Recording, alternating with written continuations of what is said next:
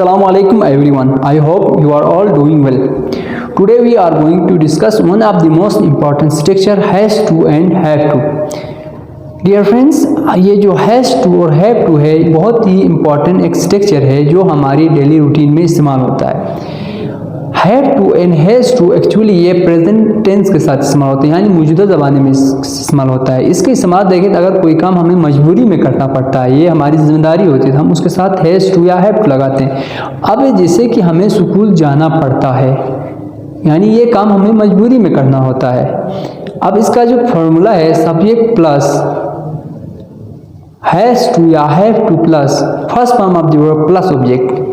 अब मुझे स्कूल जाना पड़ता है, I have to go to school. अब has to actually third person singular के साथ इस्तेमाल होता है। थर्ड पर्सन सिंगुलर कौन कौन से हैं? He, she, it plus name. जैसे उससे कपड़े धोना पड़ता है, she has to wash cloth. यानी अब यहाँ पे शी, ही या कोई इट लगने के बाद हैव टू नहीं लगेगा, वहाँ पे लगेगा हैज़ टू।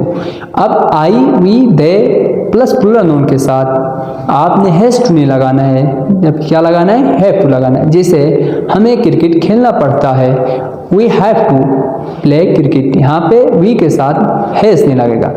दोस्तों अगर हम इसके नेगेटिव सेंटेंस मंफी जुमले बनाएं तो टू एंड हैव टू को नेगेटिव तौर पर इस्तेमाल करें, यानी मंफी जुमले के तौर पर इस्तेमाल करें, तो हमने लगाना है डू और डस का इस्तेमाल करना है। जैसे मुझे स्कूल नहीं जाना पड़ता है, I do not have to go to school आएगा। अब उससे खाना नहीं पकाना पड़ता है, he does not has to cook food.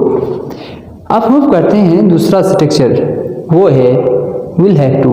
दोस्तों will have to actually show करता है मुस्तकबिल में हमने कुछ काम करना है, मुस्तकबिल में हमारी कोई जिम्मेदारी या ज़रूरत पड़ेगी, जैसे कि मुझे बाज़ार जाना पड़ेगा।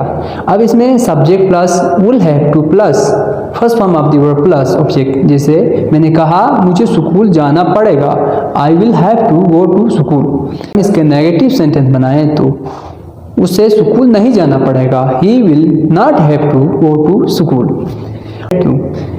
दोस्तों हमारा तीसरा स्ट्रक्चर है हैड टू। दोस्तों ये एक्चुअली पास्ट की कोई जिम्मेदारी यानी गुजरा हुआ ज़माने की कोई हम चीज़ को बताते हैं, यानी कोई जिम्मेदारी या कोई मजबूरी बताते हैं, यानी अभी मौजूदा ज़माने में प्रेजेंट हम नहीं करते हैं, हमने पहले हमें करना पड़ता था कोई चीज़, जैसे कि मुझे स्कूल जाना पड़ता था। अब इसमें आएगा subject plus subject plus had to plus first form of the verb plus object, यानी आपने first form of the verb का इस्तेमाल करना है हैड टू के बाद। जैसे मुझे स्कूल जाना पड़ता था, I had to go to school. अब इसके बाद दूसरा है, इसका अगर हम मंफी बनाएं तो आपने यहाँ पे डिड का इस्तेमाल करना है, हेड के साथ नॉट नहीं लगाना है। जैसे हमारे पास एग्जांपल है, मुझे स्कूल नहीं जाना पड़ता था, यानी पास्ट में गुजरा हुआ ज़माने में कोई काम करना पड़ता था, I did not had to go to school. यानी आपने डिड लगाना है क्योंकि डिड पास्ट को शो करता है, डिड के बाद आपने नॉट लगाना है, फिर आपने हैड टू का इस्तेमाल करते first form of the verb लगाना है। जैसे मुझे कपड़े धोना पड़ता था, I had to wash cloth, यहाँ पे आपने सेकंड फॉर्म नहीं लगानी है, फर्स्ट फॉर्म लगानी है। अब मुझे कपड़े नहीं धोना पड़ता था, I did not had to wash cloth. अगर हम इसका इंट्रोगेटिव बनाएं तो क्या आएगा? Did I had to wash cloth. यानी आपने डिड को पहले लाना है, फिर इसके बाद सब्जेक्ट लाना है, फिर उसके बाद नेक्स्ट सेंटेंस लिखना है। दोस्तों उम्मीद है आपको हैज़ टू, हैड टू और विल हैव टू अच्छी तरीके से समझ में आ चुका होगा।